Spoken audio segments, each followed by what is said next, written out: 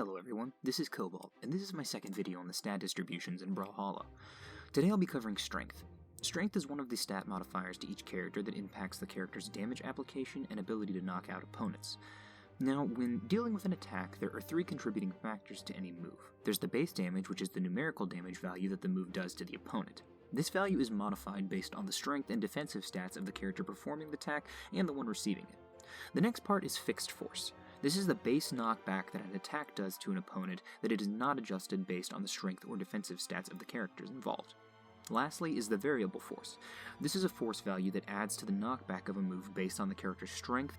So, now that we've got that bit out of the way, let's move on to the character evaluations. The lowest possible strength stat in the game is 2 on Lin Fei, so let's compare that to the highest possible strength stat, a full 10 strength Zul. Since they both use cannon, we'll compare the damage output which side air kills on a base stat Artemis. With Lin Fei, we can see that her side air kills Artemis at 170 damage. Pretty high damage, so let's compare that with Zul. His side air kills Artemis at 150 damage, a mere 20 damage less, and whenever checking the power viewer, which displays the damage, fixed force, and variable force of a particular attack, it displayed as equal for both of these characters at these different damage values, indicating that Lin Fei was not able to yield sufficient knockback for a knockout until 20 damage later than Zul. Zul's obviously kills a bit earlier, but not by much, so I'm starting to think that the strength modifier's impact is fairly minimal, and again, keep in mind that this is the highest strength stat compared to the lowest one. This, however, is not an insignificant difference. 20 damage is one whole extra neutral win that you may have to earn to get the next kill, so I'm certainly not complaining about knocking out the opponent earlier, and I don't think that investing in strength is necessarily a bad idea, depending on your character. I'm guessing that the fixed and variable forces associated with individual signatures will be more indicative of their actual kill power, so let's find out. Next, we'll compare minimum strength Zul, 8 strength, to maximum strength Zul, 10 strength. Zul's side sig on cannon kills at 110 damage with minimum strength, and at 100 damage with maximum strength. It appears as though the strength variation doesn't do very much here either, which frankly surprised me a little bit. And again, whenever viewing the power viewer, the observable fixed and variable forces were the same on both strength stats, so the receiver here needed to have 10 more damage to receive equivalent knockback.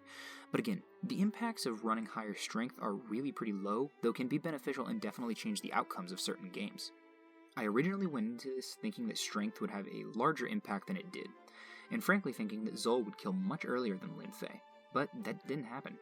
This kind of led me to believe that stat modifiers were pretty insignificant, but the more I thought about it, killing at 10 less damage or 20 less damage is less neutral that you have to win, and an easier time securing stocks.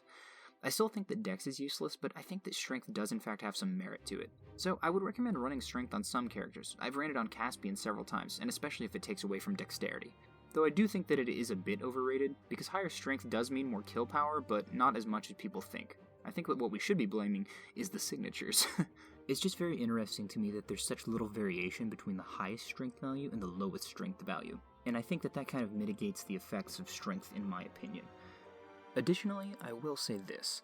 I think that the added bonuses that you get to base damage for increased strength are really beneficial. Whenever you have an increased combination of base damage and variable force, you're going to have a much easier time knocking out your opponents at a faster rate.